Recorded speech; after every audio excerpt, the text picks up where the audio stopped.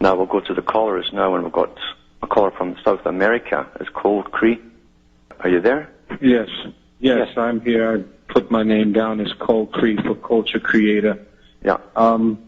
I do want to say, number one, it's a pleasure to talk to you, Alan. I've listened to you for a while. I've been in the culture creation business for over 15 years. Yeah. And as an effort to help to educate people, I'm not here to be a whistleblower. I still do have the understanding that the public is the public, and many of them are so far gone, but there's just a few points that I want to bring to the forefront for those who not only are awake to some degree and are still trying to help other people see, but also for those who, have no ammunition. They don't have any type of history being a person maybe who worked on the inside of a type of industry, such as the entertainment business, yeah. who knows things, that happen, and we don't discuss these things. When you're an insider, you don't discuss these things. You just do what you do and you keep it moving. There's something I wanted to bring to the forefront with a number of artists. You can find a new video on YouTube called Universal Mind Control. The artist's name is Common Sense. This is in the hip-hop genre. And Pharrell, both very big artists. And if you look at the video, you will see Pharrell dressed in a robot head.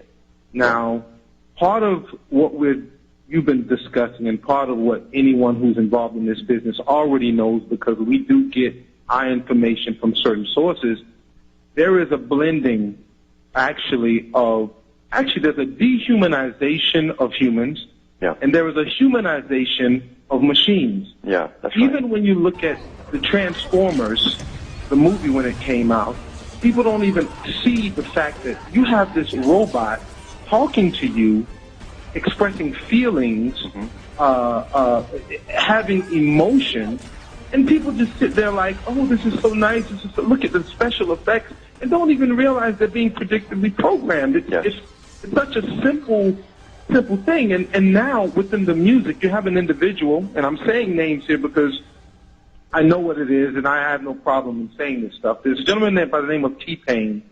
He uses a voice box called Auto-Tune, and it takes his voice and it moves it to give it some sort of synthesized sound, which actually takes a human voice and makes it sound more robotic. Yeah. Where on the other side, as I said in the movies, you can see the robots are becoming more humanized. And in the process of this happening, it's a dialectic that is going to end up in a synthesis.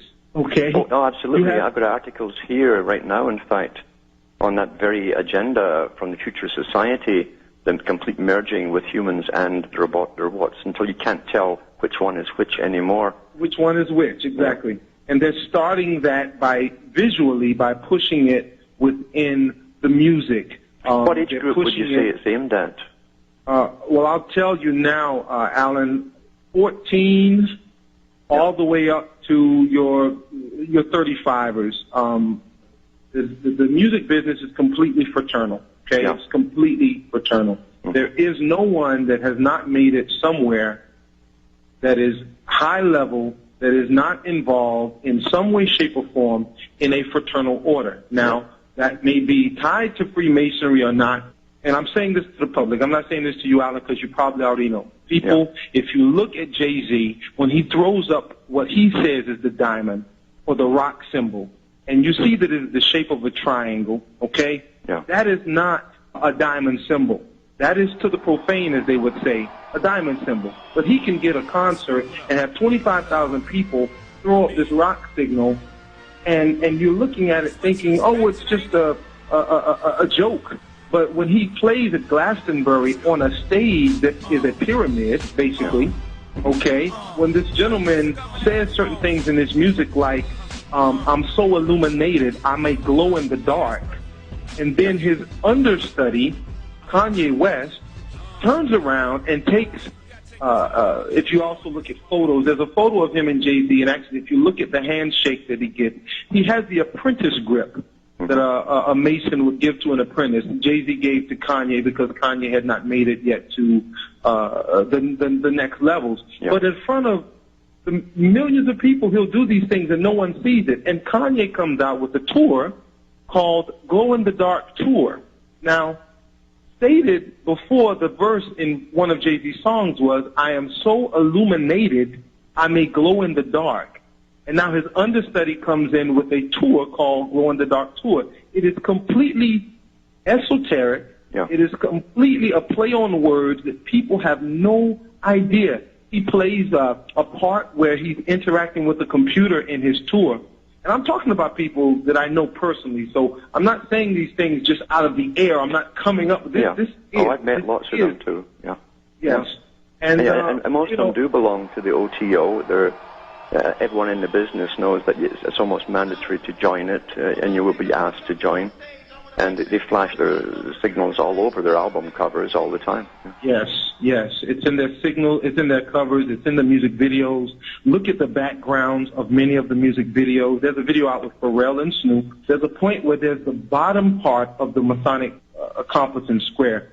The square is on one side of the screen and the compass is on the other side. And if you know anything about just visual angles, you can see if you put those two together, which once again is the yin and the yang, it's the female and the male, it's the phallus and the other female portion, and those two artists being together creates the union. And it is so plain, I can only say to people who are awake. And for those who are, please, not only pay attention to this stuff, but understand that these artists, many of them, are put in positions, okay, where they have no choice.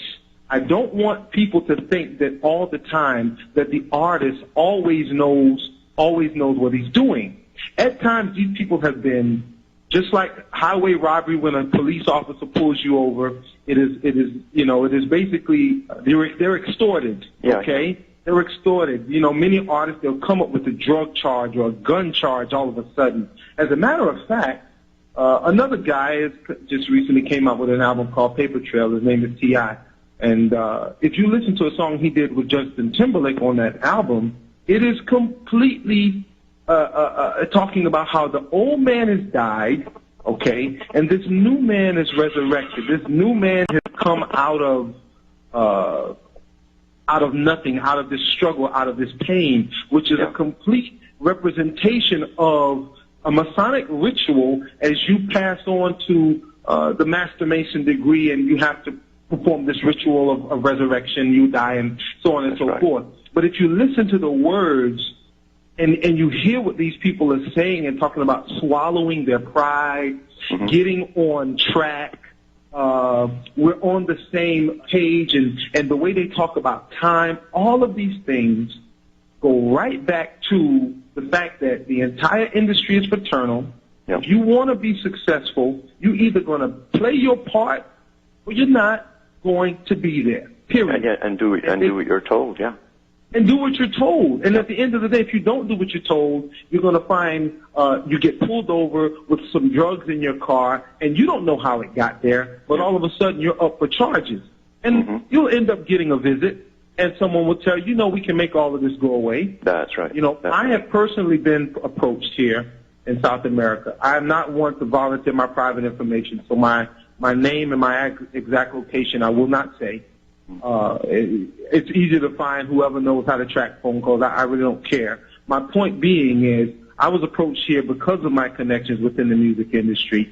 I was taken to a penthouse of a particular gentleman who's of European descent, let's say, and he prefaced himself before he invited me into one of his orders. He simply said, number one, I will deny everything I'm about to tell you to my death.